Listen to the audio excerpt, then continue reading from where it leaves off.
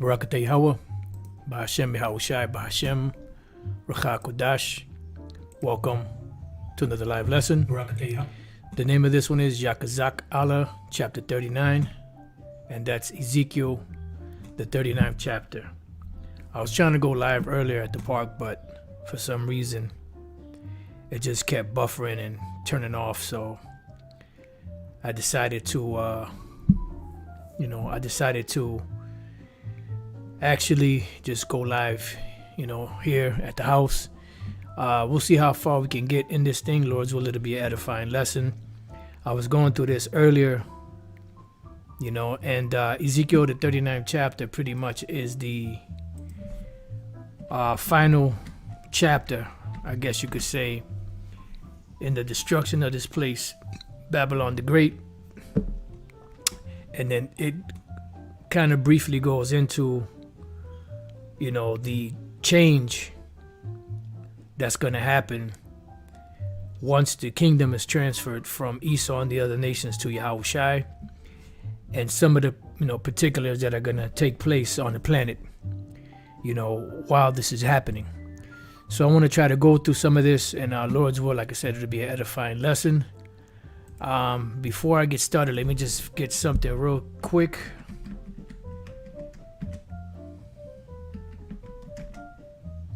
Just bear with me 1 second. I just want to get it since it came to mind. I didn't think about it before, but it's just came back to mind, so I just want to go grab it real quick. Okay, so let's start. Ezekiel 39:1. Therefore, thou son of man, prophesy against Gog. Now, Gog today would be the Russians. We also read about this in the book of Revelation chapter 20, which is how we know also that this is speaking about the end times that we're living in right now, and it's not talking about any ancient nation back then, even though the so-called Russians are an ancient nation going back to the Edomites, but as far as this prophecy dealing with anything in the ancient world, it's not, because when this was written roughly around 96 AD, and that area, the Medes and the Persians and the Medes had already lost their empire, good. By the time Yahawashi was on the scene, and little after, about a good 500 some odd years, maybe 600 years, give or take, since the Medo-Persian Empire had fallen into the hands of the Greeks, pretty much. So in Revelation 20:7, it says that when the 1,000 years are expired, Satan shall be loosed out of his prison. Those of you that have been studying know that this is talking about when Esau came out of his captivity, so to speak, his that dark cloud that was over them during the period of the so-called Dark Ages. They were, this is when they came out and were loosed out of their prison sentence, because this would begin the healing of the head of the sixth beast in the book of Revelation, 13th chapter. It says, and shall go out to deceive the nations which are in the four quarters of the earth. This is known as the Renaissance period, and that's what they did. And now we're fast forwarding it now. We're past the Renaissance. We're really still in the Renaissance, but we're past, the deception part, because even though they're still deceiving people, the truth is out and exposing these devils for who they really are. So in the midst of that, further up, it says Gog and Magog, and this is the only other time outside of Ezekiel 38 and 39 that this is mentioned. All right, and this is talking about end time prophecy. It says to gather them together to battle, the number of whom is as the sand of the sea. And when we read Ezekiel 39, we get a sense of how big the Russian army is and their allies. All right, and this battle with the number as the sands of the sea, this is going into what the scriptures call Armageddon, or the Valley of Jehoshaphat, which Armageddon is the mountain of troops.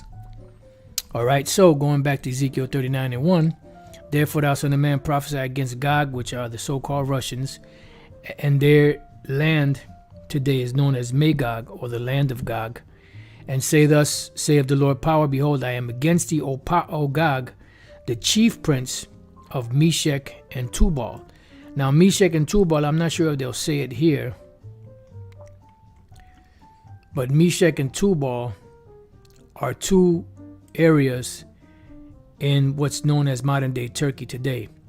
All right, Mashak, drawing out, son of Japheth, progenitor of the people of North Israel, descendant of Meshech, often mentioned and connected with Tubal, Magog, and other northern nations, including the Moshi, of people on the borders of Colchis and Armenia. So this is in the land of Turkey, known as so-called Armenia.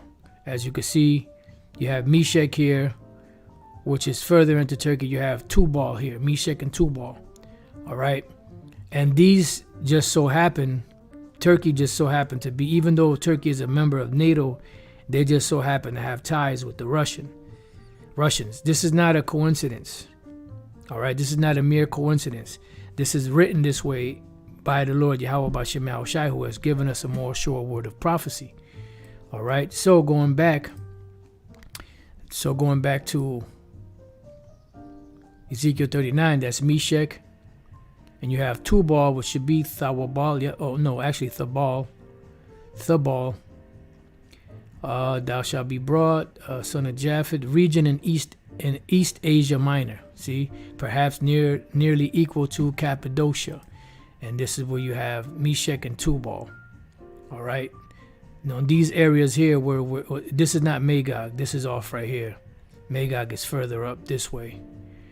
And these are just depictions of, roughly around where these places are located, because even when you go to these different commentaries, you'll hear terms like possibly or maybe, or, most agree, but not all, because this scholar is in opposition to that notion and so on and so forth. So even the scholars are not in agreement with the prophecies, because they don't know everything.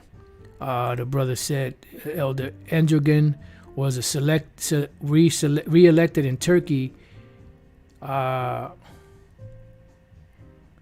TR, he is in constant rebellion against Babylon, right? Because they are members of NATO.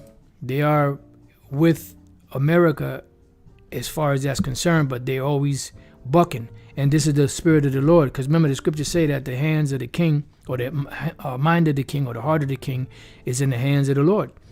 As the rivers of water, he turneth it whithersoever he wants. All right, so going back, so that's Meshech and Tubal.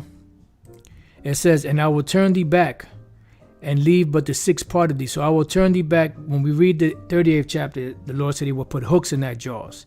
He's going to revert them back to the old ways. And this is why we see Russia fighting to get back those different land masses that used to be a part of the Russian Federation in the past, the USSR. It says, and leave but the sixth part of thee. So you're going to have the Russian army is going to be chopped up into 6 parts. 5 parts are going to go down into the Valley of Jehoshaphat, and 1 part is going to stay in the fatherland to protect the country, to give you an idea of how big their military is. And I will cause thee to come up from the north parts, and will bring thee upon the mountains of Israel, right? Because this is one of the main nations that the Lord is going to use, Russia up here, to come down into Israel, the land of Israel, further down, further down here, further down as you go further down. So it says, and will cause thee to come up from the north parts, and will bring thee upon the mountains of Israel, which are the governments of Israel that are established down there, which are them JAASs. And I will smite thy bow out of thy left hand, And what is the bow? Meaning the control button. As the elder Yahshua likes to say, the Lord's going to smack the control button out of his hand. He'll smite thy bow out of thy left hand. What is the bow? The bow are the silos.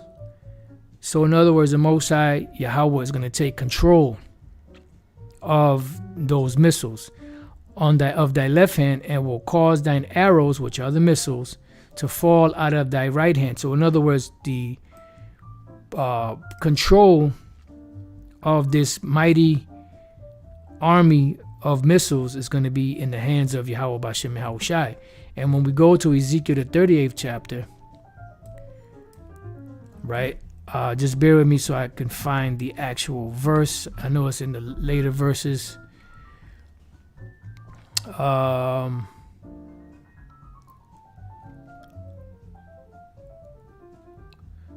Right, Ezekiel 38:20.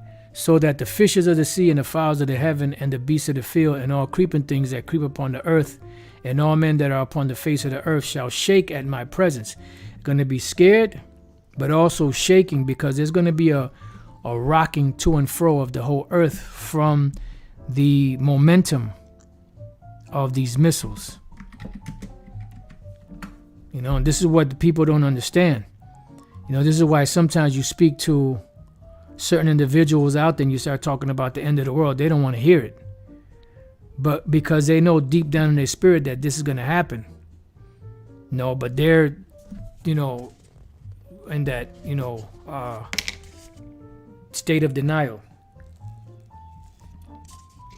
where they don't want to accept, you know, the things that are coming upon this earth. That's why it says men's hearts failing for fear and for looking at the things that are coming upon this earth.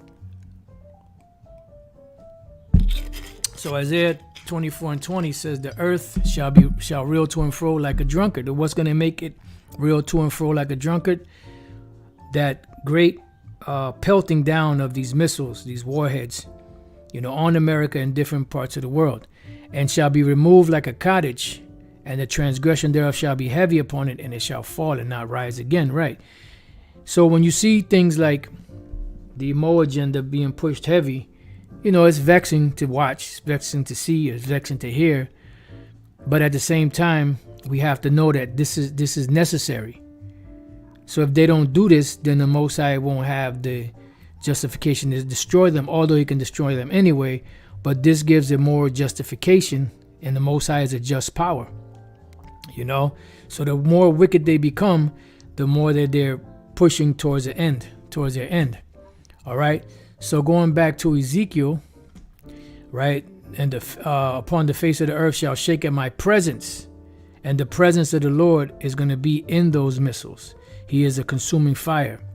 And the mountains shall be thrown down, and the steep places shall fall, and every wall shall fall to the ground, meaning all of these different societies and the different governmental agencies and the different, you know, all throughout America is going to all be thrown down. It's going to be destroyed in 1 hour.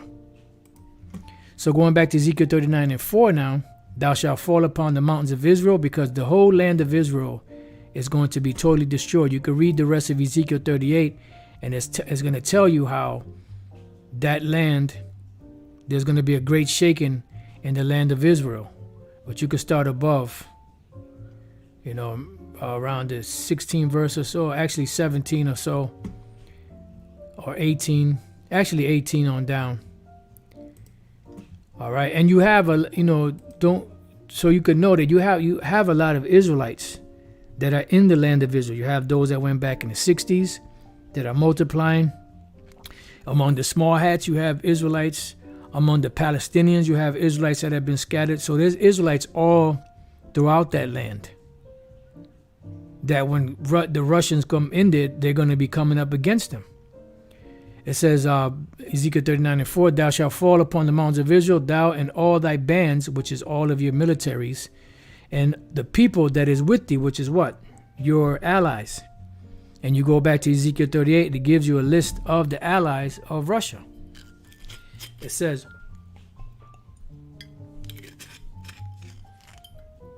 I will give thee unto the ravenous birds of every sort, and to the beasts of the field to be devoured. You know, this is, you know, spiritual as well, because it's going to be a destruction. But also, once all of these dead carcasses are out there, you're going to have birds. What do birds do? They eat roadkill. They eat carcasses that are decaying. It says, thou shalt fall upon the open field, for I have spoken it, saith the Lord power. Right, because this is the great judgment of Yahawah that he's bringing upon this place. And I will send a fire on Magog, because even the so-called Russians are going to get jacked up. Because you're going to have missiles being shot from everywhere. The majority of them are going to hit America.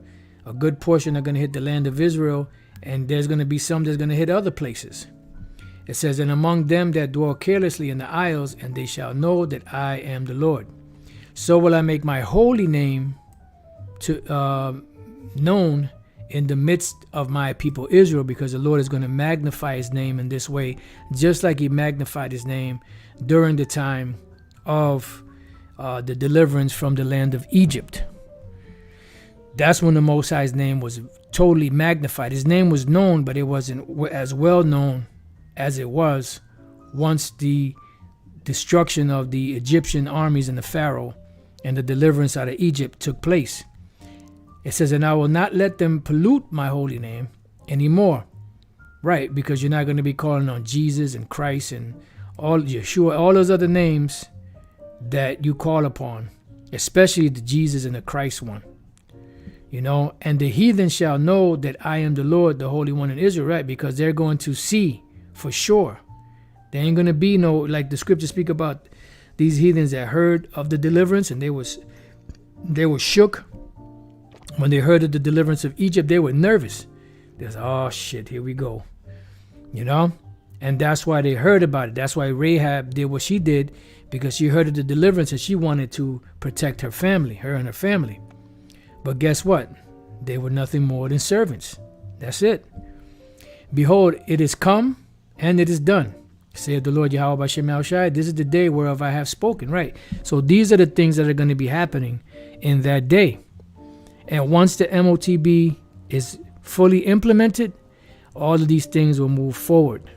And that's what's going to bring the total end. When the MOTB system is fully in place, it has to be fully implemented before the end can come.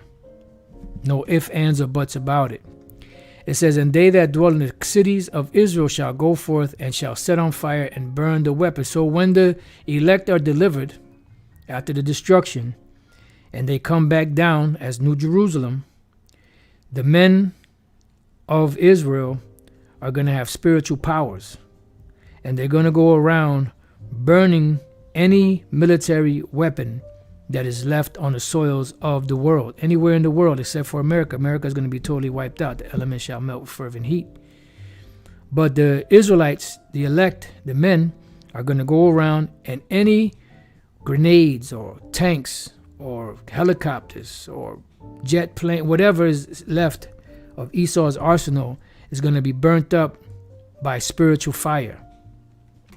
Both the shields and the bucklers, the bows and the arrows, right? So any silo that's left, because you have silos with regular missiles in it, not nuclear, that's going to be destroyed.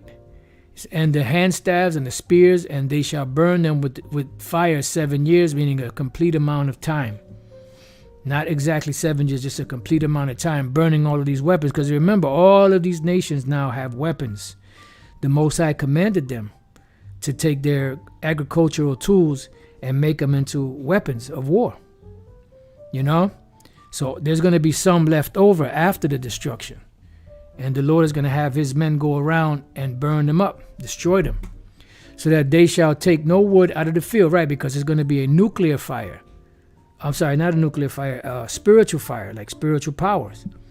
Neither cut down any out of the forest, for they shall burn the weapons with fire, and they shall spoil those that spoiled them, and rob those that robbed them, saith the Lord Yahawah. So this is what we got to look forward to, is the total annihilation of these devils. In other words, their power, them going into captivity, and us, Lord's will we be the elect, going around the world with spiritual powers, taking down, destroying these weapons, and setting everything back in order as it's supposed to be. It says, and it shall come to pass in that day that I will give unto Gog a place there of graves in Israel. Right, so even in that land, in those areas there, you're going to have a lot of these Russian soldiers and their allies that are going to be laying around, because that's going to be the very first job of these so-called elites of every nation. Their first job is going to be going around policing the world, you know, especially in those areas where there are dead soldiers. And one group is going to be planting banners, signs. Here goes 10 or 12 or 50, whatever. And another group is going to come with shovels or whatever and dig and put those bodies into those graves. It says, the valley of the passengers on the east of the sea, and it shall stop the noses of the passenger. Why? Because of the funk. It says, and there shall they bury Gog and all his multitude, and they shall call it the valley of Haman Gog, or the multitude of Gog. Haman is multitude, and Gog is the so-called Russians. All right. And 7 months shall the house of Israel be burying of them, that they may cleanse the land. Right. So notice before it says 7 years, here it says 7 months. It's just a complete amount of time. And the Israelites are not going to be burying anything. It's going to be these nations that are going to be heathens, especially beginning with their kings or rulers, that are going to be the ones doing all of the work. Believe it or not, brothers, sisters. Yea, all the people of the land shall bury them, and it shall be to them a renown, the day that I shall be glorified, saith the Lord Yahawah Bashem Yahawashi. And this is why we're going to have a celebration in the kingdom of heaven of this particular day. Let's go to Jeremiah 16:14 real quick. And this is going to serve as a magnification of the Most High's name and of his great glory, of his great power. You know, because the world has been introduced to who Yahawah and Yahawashi are, but they're not acknowledging. But in that day, they will acknowledge. Jeremiah 16:14, therefore, behold, the days come, saith the Lord, that it shall no more be said, the Lord liveth, that brought up the children of Israel out of the land of Egypt. And that's still celebrated to this very day. This is why we still keep the Passover. It says, but the Lord liveth, but the day is coming, but the Lord liveth, that brought up the children of Israel from the what? The land of the north. What land is that? America. This is the main delivery that's going to take place. It says, and from all the lands where they had driven them, because the elect that are scattered throughout the four corners of the earth will be gathered also. You know, Yahawashi is going to send the angels, and they're going to be gathering the elect from the four corners of the earth.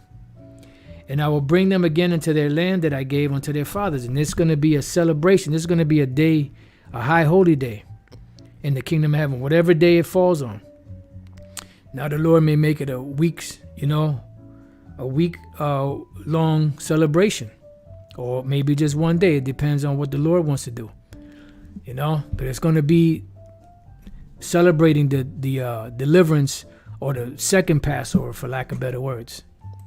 So going back to Ezekiel 39, now the 14th verse, and they shall sever out men of continual employment, because these individuals are going to be continually employed.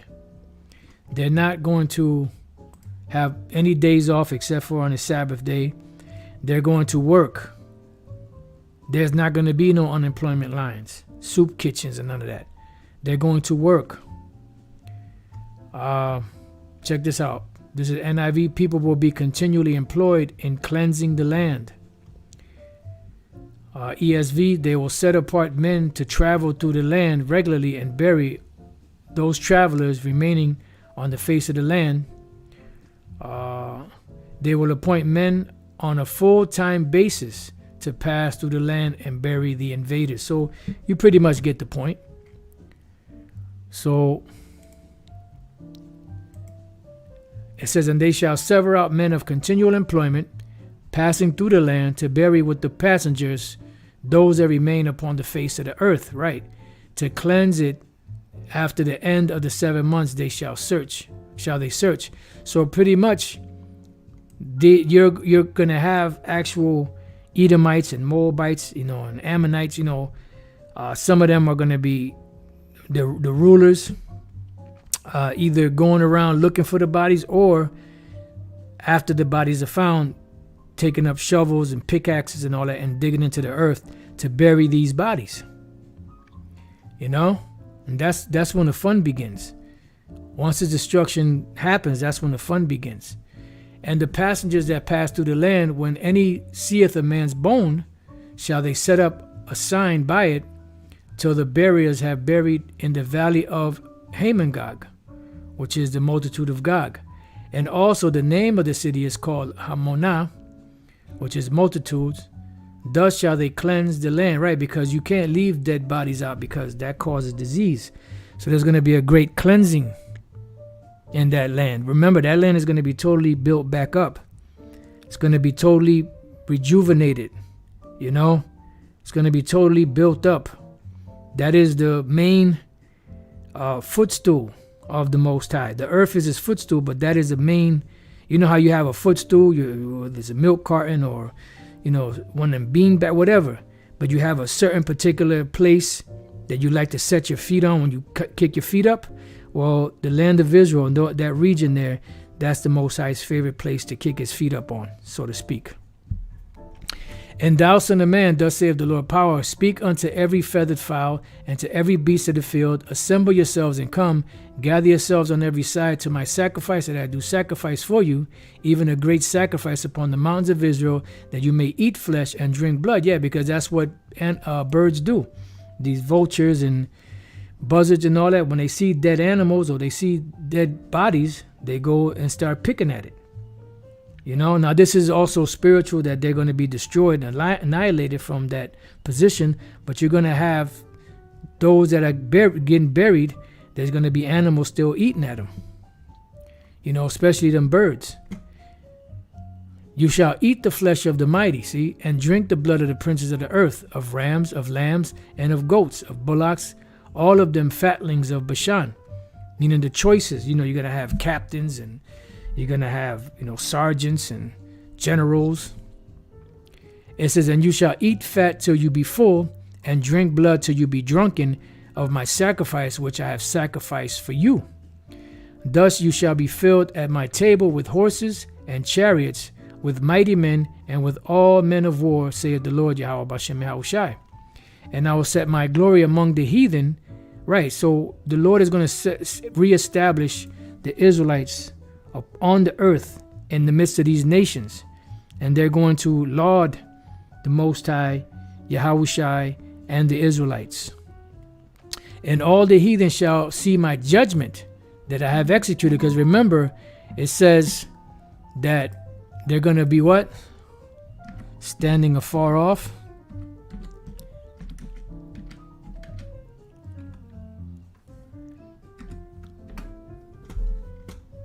Excuse me.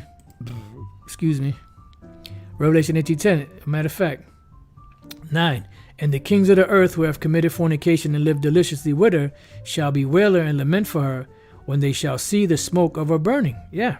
And that's what they're going to be doing, because they're going to be in their bunkers. They're going to be hiding. They're going to be in places that are not going to be touched by these missiles.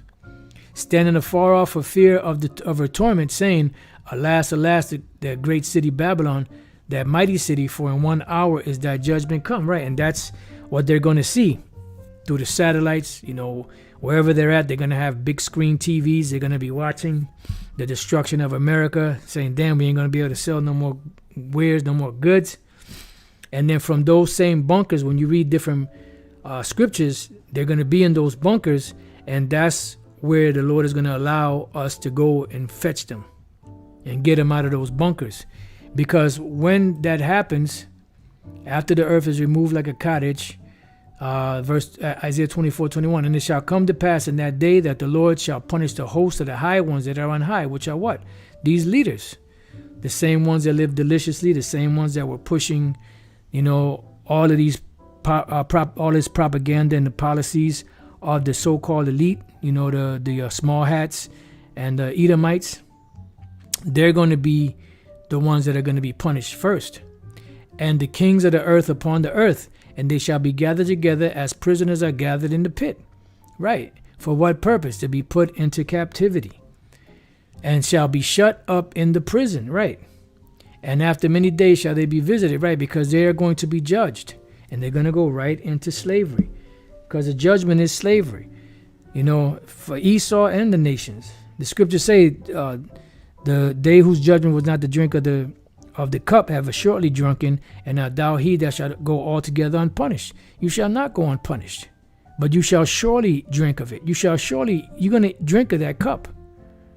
And the nations too. And then when we go to Psalms, and this is why it says, here is the patience of the saints. And this is what the saints are waiting for this devil to fall, and the Lord to set up and establish his people. Psalms 149:6, let the high praises of the Most High be in their mouth, and a two-edged sword in their hand, which is what? A killing instrument. For what purpose? To execute vengeance upon the heathen and punishments upon the people. I wonder how them so-called scholars break this down.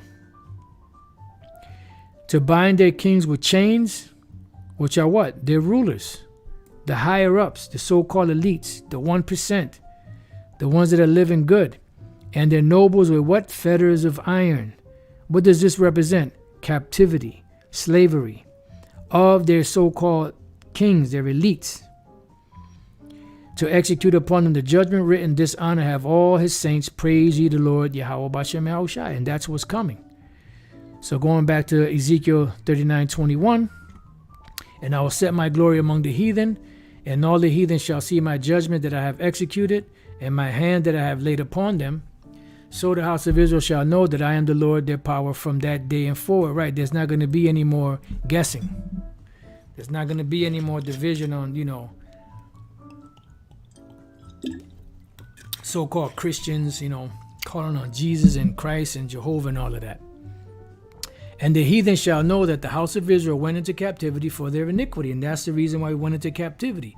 Now, there was a brother that asked me if I could go through the curses in Deuteronomy, the 28th chapter. Lord's will I can, but it's going to take a little bit, because I want to, go back and pull out a couple of precepts so we could show a couple of things. I'll probably focus, Lord's will, of course, focus more on the scriptures and the curses that are not normally, we don't normally go over, because there's certain scriptures that brothers that have been watching should already know, the breakdown on some of those curses. But some of the other ones, which it represents a low condition of Israel and all of the captivities they went into. The Assyrians, the Babylonians, the Medo-Persians, the Greeks, the Romans, and all the way up until today. All right. So it says, because they have trespassed against me, therefore hid I my face from them. And when the Lord hid his face from us, that opened the door for the nations to destroy us, and gave them into the hand of their enemies. So fell they all by the sword, and we did, and we still are, until the Lord comes to deliver us. According to their uncleanness and according to their transgressions have I done unto them, and hid my face from them. Right. It says, therefore, thus saith the Lord power, now will I bring again the captivity of Jacob. And the Lord is doing that right now, first and foremost, through the knowledge. You shall know the truth. The truth shall make you free. And that's what's happening. We're mentally being free and preparing for the Lord to come back and free us physically. And have mercy upon the whole house of Israel, and will be jealous for my holy name. After that, they have borne their shame, which that is a shame to go into captivity under another nation, being a royal nation. And all their trespasses whereby they have trespassed against me, when they dwell safely in their land, and none made them afraid. When I have brought them again from the people, brought them again from the people, the Lord gathering us out of all nations, which he promised to do, and gathered them out of their enemies' lands, and am sanctified in them in the sight of many nations, right? Because we will be magnified once again. The nations will look to us again in great awe, and even more than they did back in the past. When they say, what one nation is so great as this people to have the Most High so close unto them? They're going to even the Lord is going to magnify us even more than that. He said we're going to shine as the stars of heaven forever. Then shall they know that I am the Lord their power, which caused them to be led into captivity among the heathen, but I have gathered them unto their land, unto their own land, and have left none of them any more there. Neither will I hide my face any more from them. Yeah, because it's before, I believe that's in Isaiah 66, if I'm not mistaken. Before we call on the Lord, or 65, before we call on the Lord, we're going to get whatever we want. Before we could even get the words out of our mouth, we're going to get whatever our hearts desire. Neither will I hide my face any more from them, for I have poured out my spirit upon the house of Israel, saith the Lord, Yahawah Bashem Yahawashi. And this is why we're seeking the Lord now and waiting for the Lord's mercy to come and deliver us out of the clutches of Esau. So pretty much, this is a pretty straightforward chapter, and just wanted to kind of touch on that. The Spirit was on me this morning to go over it. And Lord's will I could tackle that Deuteronomy 28 if the Spirit allows.